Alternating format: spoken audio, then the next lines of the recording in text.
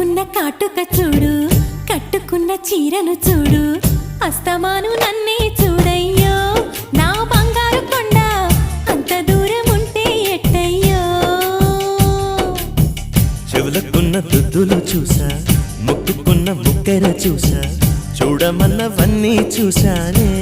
నా పువ్వుల దండ చూపకుండా ఎన్నో దాచావే.